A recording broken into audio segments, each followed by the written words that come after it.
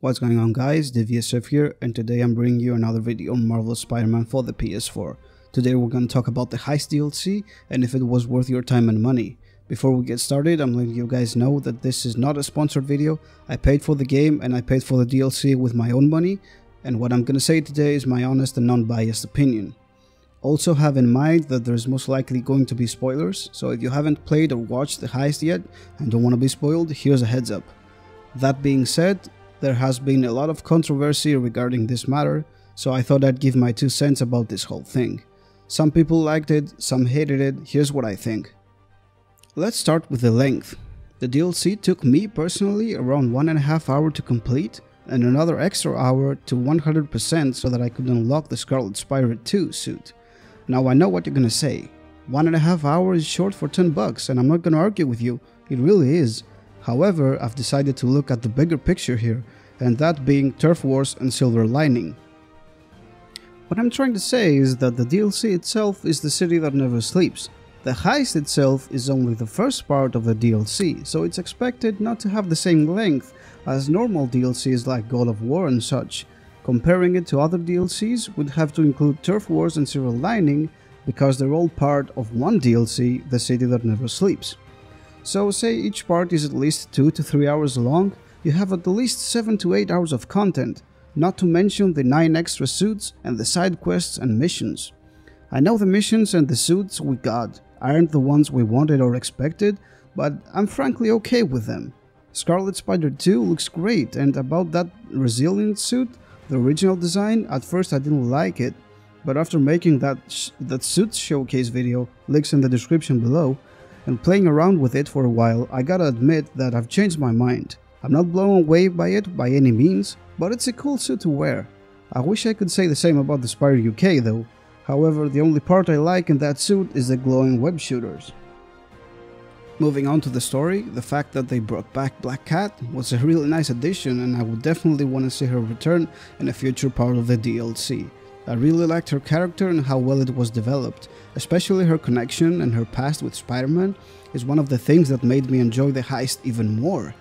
How Black Cat manipulated Spider-Man into believing he had a son and that he was in danger was indeed something we should have foreseen. Felicia? The vault. Felicia!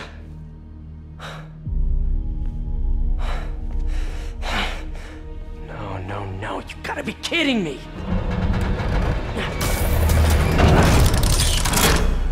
Tell me you weren't just stringing me along! Sorry, sweetie, but I needed help to pull off a job this big.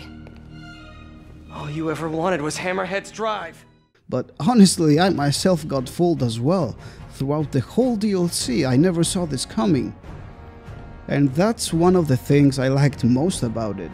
Other than that wild goose chase and the tricks Black Cat is using to get Spidey to help her achieve her goals, the story doesn't really tell us anything except that the new boss is probably going to be Hammerhead and how it's gonna come down, like the name implies, Turf Wars.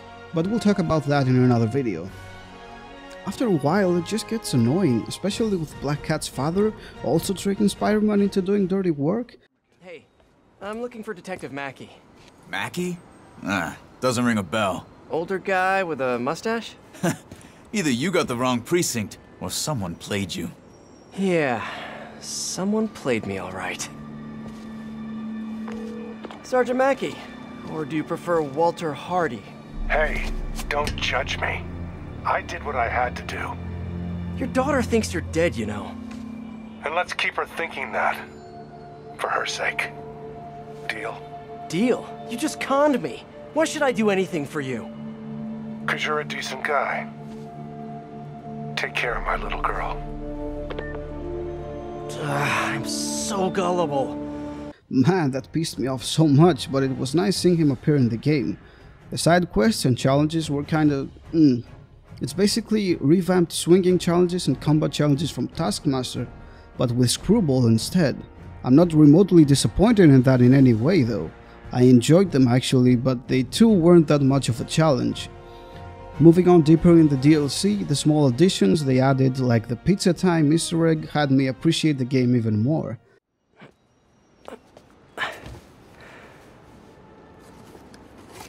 Oh, I love you. But now, I must destroy you. It's the small details that matter to me, and I'm pretty sure they matter to you as well. I'm not disappointed in the DLC in any way, and I don't feel robbed of my money like most people do, because there's more coming, more story, more gameplay, more suits. And in the end, I believe that everyone will be happy with what we have and what we get. I'll keep supporting the game, I'll keep making videos of the game, and I'm definitely looking forward to the rest of the City That Never Sleeps chapters, Turf Wars and Silver Lining, because if anything, the game has proven to us countless of times that it has potential to be greater. No pun intended. One thing is for sure, the DLC was enjoyable, but it was indeed short. Last but not least, I want you guys who played or watched the heist, well, if you haven't watched it, you can go straight ahead and watch my walkthrough, links in the description down below, to let me know what you think in the comments below. Did you like the heist? Did you hate the heist? Do you think Black Cat is thick? I'm looking forward to reading everyone's thoughts. I may not reply to everyone, but I'm definitely seeing everything. That being said, thank you guys for watching, leave a like and subscribe if you haven't to support the channel, and I'll be seeing you in the next video.